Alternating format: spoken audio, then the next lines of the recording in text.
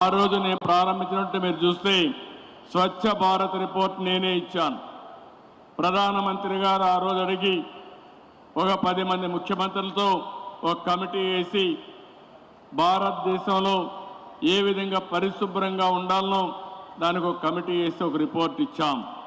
అందులో భాగంగానే waste energy plant ఇక్కడ గుంటూరులో పెట్టాం. ఇది సక్రమంగా పనిచేస్తూ ఉంది. ఈరోజు మీరందరినీ ఒకటే కోరుతున్నాను, ప్రతి నెల 3వ శనివారం స్వచ్ఛ ఆంధ్రప్రదేశ్ కార్యక్రమానికి శ్రీకారం చుట్టాం. ఈ స్వచ్ఛ ఆంధ్రప్రదేశ్ కార్యక్రమంలో నిర్మాణ రంగంలో ఉండే మీరు పూర్తిగా భాగస్వాములు కావాల్సిన బాధ్యత మీ అందరిపైన ఉంది. మేము పనులు చేస్తాం, కానీ ఈ ఉద్యమంలో మీరు కూడా భాగస్వాములు కావాలి. ప్రతి ఒక్కటి ఒక విషయం మీరు గుర్తుపెట్టుకోవాలి, ఒక ఎకో సిస్టమ్ రావాలంటే ప్రజల భాగస్వామ్యం కూడా చాలా అవసరం. అభివృద్ధి అనేది ప్రభుత్వం చేస్తాం, రెగ్యులేషన్స్ అనేవి మేము చేస్తాం, సుపరిపాలన ఇస్తాం. దాన్ని ఆ సుపరిపాలనని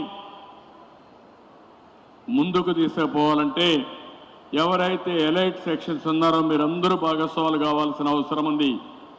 5 సంవత్సరాలు మీరు బాధపడ్డారు. మా మినిస్టర్ నారాయణ గారు మీతో అనేక మీటింగులు పెట్టారు.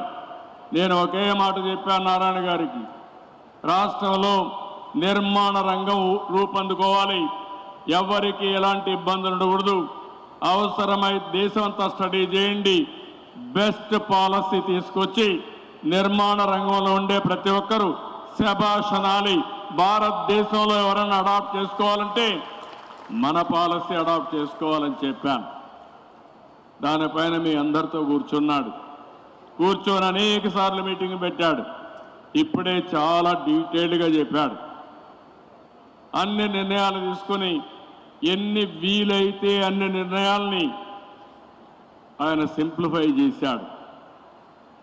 ఆయన డిపార్ట్మెంటే కాదు, కన్స్ట్రక్షన్కు సంబంధించిన రిలేటెడ్ డిపార్ట్మెంట్స్ అన్నీ కూడా సింప్లిఫై చేసేదిగా ముందుకు పోతున్నాం.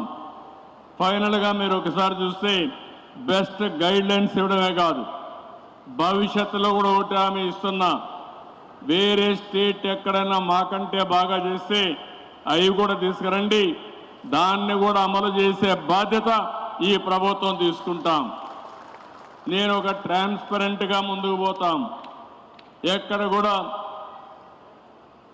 ఎవరికి ఇబ్బంది లేకుండా చేస్తూనే ట్రాన్స్పరెంట్గా ముందుకు పోయే బాధ్యత మాది. ఇంకో పక్క ఇప్పుడే నారాయణ గారు చెప్పారు, రాబోయే 1 నెల 2 నెలల లోపలనే ఒక డాష్ బోర్డ్ తీసుకొస్తాం. ఎవరైనా మీరు నిర్మాణ రంగానికి సంబంధించిన వాళ్ళు ఒక పిటిషన్ పెట్టుకుంటే, మీ ప్రపోజల్స్ పెడితే ఎన్ని రోజుల్లో క్లియర్ చేశారో అందులో చాలా క్లారిటీ ఇస్తాం. ప్రతి ఒక్క పర్మిషన్కి టైం పెడతాం, అవసరమైతే డీమ్డ్ క్లాస్ పెడతాం. ఒకవేళ ఈ సందర్భంలో ఈ టైంలో కానీ చేయకపోతే ఆటోమేటిక్గా కూడా మీకు పర్మిషన్ ఇచ్చి ఎవరైతే ఇవ్వలేదో వాళ్ళ పైన చర్యలు తీసుకొని